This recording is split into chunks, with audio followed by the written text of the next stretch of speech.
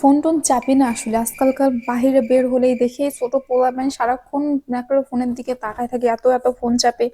আসলে ভাই আমি ঘুম থেকে উঠি, ঘুম থেকে উঠে শুধু একটু ফোনটা চাপি।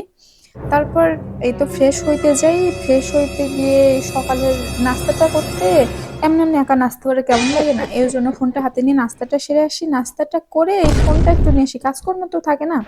তো এই ফোনটা নিয়ে এসে আর একটু ফোনটা চাপি, ফোনটা চাপার পর যখন আবার দুপুরের আর কি গোসলের টাইম হয়, ফোনটা চার্জ দিয়ে গোসলটা সেরে নিয়ে এসে একটু ফোনটা চাপি। ফোনটা চাপার পরে দুপুরের খাবারটা খাবো, খেয়ে এসে একটু তো ঘুমানো দরকারি।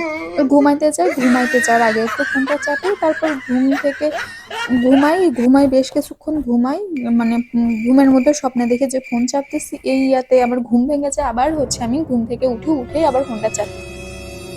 ফোনটা চাপার পরে সন্ধ্যা হয়, ফোন চাপতে চাপতে সন্ধ্যায় হালকা একটু নাস্তা করি, তারপর রাতের খাবার টাবার সেরে ফোনটা ঘুমানোর তাড়াতাড়ি ঘুমাই পড়ি, এই 3টা 4টার দিকে ঘুমাই।